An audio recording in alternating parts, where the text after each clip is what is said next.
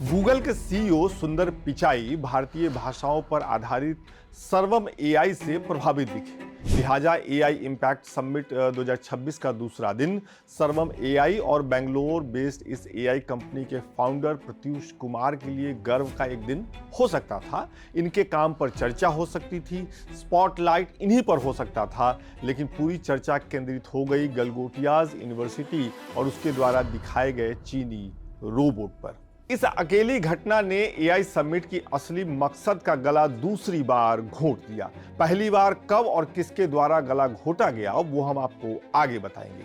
फिलहाल तो चाइनीज कुत्ते की वजह से हुई थू-थू के असल जिम्मेदारों को खोज लेते हैं। इस घटना की वजह से देश और दुनिया में भारत की छवि खराब हुई। दुनिया भर की मीडिया जिसकी नजर पहले से ही एआई समिट पर थी, उन्हें मौका मिला हमारी कोशिशों को क्वेश्चन करने का, सवाल उठाने का उस पर। घटना के बाद सरकार ने गलगोटियाज यूनिवर्सिटी को समिट से बाहर जाने के लिए कह दिया। फिर उनके स्टॉल की बिजली काटी गई। लेकिन यह मामला यहीं तक नहीं थमा। जाते जाते गलगोटियाज यूनिवर्सिटी अपने स्टॉल पर वो नवजात ड्रोन छोड़ गई जिसे कागज और गत्ते की मदद से बनाया गया था, जिसे जोड़ने के लिए रबर लगाया गया था जो बालों में लगाया जाता है। सोशल मीडिया पर इसका भी बहुत मजाक उड़ा और बहुत बाद तक इसकी वजह से हमारे देश का मजाक बनता रहा। जब ये सारा रायता फैल गया तो आईटी सेक्रेटरी एस कृष्णन सामने आए और उन्होंने वो कहा जो समिट शुरू होने से पहले तय किया जाना चाहिए था। No, you see, I mean, the point is that, we want genuine and actual work to be reflected in the way that people exhibit in expos. The idea is not to sort of use this as an opportunity in any other fashion. So we don't want a controversy around exhibits which are presented here. So I think it's essential that a code is followed there. Our intention is never to encourage somebody to, plagiarism or anything of that kind cannot be, misinformation cannot be encouraged. So we don't want a controversy around this. We don't want controversy around exhibits in the expo. So I'm not getting into whether they are right or wrong. We just don't want a controversy. लेकिन controversy जितनी होनी थी वो हो चुकी।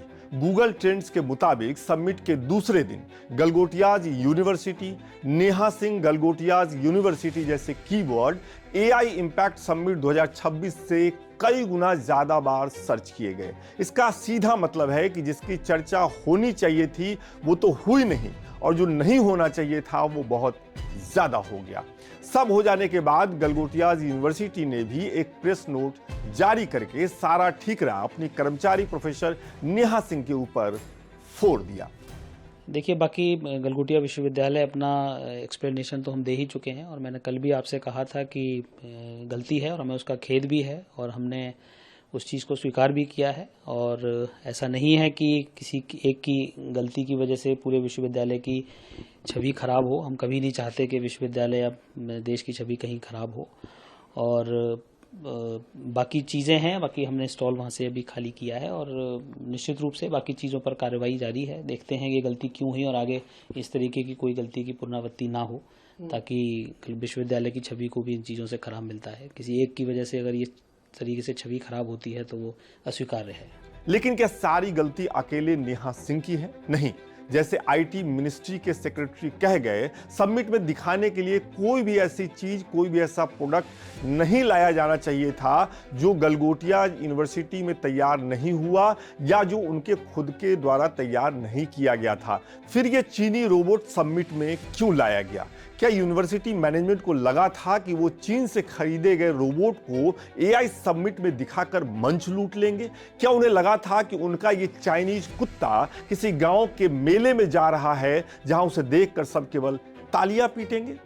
इस लापरवाही के लिए दूसरी जवाबदेही खुद आईटी मिनिस्ट्री की बनती है। जब हम इंटरनेशनल लेवल का एक समिट करवा रहे हैं जिसके लिए लगभग 1 साल मिला तैयारियों के लिए, फिर भी ऐसी लापरवाही कैसे हुई? कैसे गलगोटिया यूनिवर्सिटी चीन से खरीदा रोबोट और कागज गत्ते से बनाया गया ड्रोन लेकर समिट में आ गया?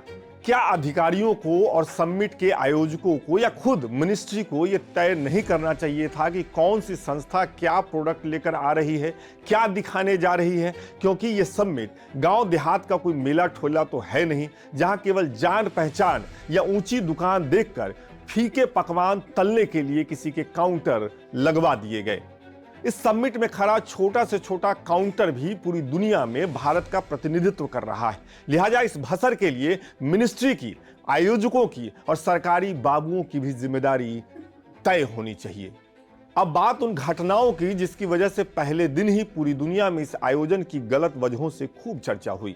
16 फरवरी को आयोजन का श्री गणेश हुआ और इसी दिन घंटों की लाइन लगी। अचानक प्रधानमंत्री नरेंद्र मोदी के आयोजन में पहुंचने से अफरा तफरी मची और इस अफरा तफरी की वजह से करीब 6 घंटे से ज्यादा समय के लिए बाहर निकाले गए कई AI कंपनी के फाउंडर्स की पब्लिकली नाराजगी ने माहौल को खराब कर दिया, बिगाड़ दिया। भारत मंडपम में समिट आयोजित हुई। 2 गेट आम लोगों के एंट्री के लिए तय किए गए। इन दोनों गेटों के बीच काफी दूरी है।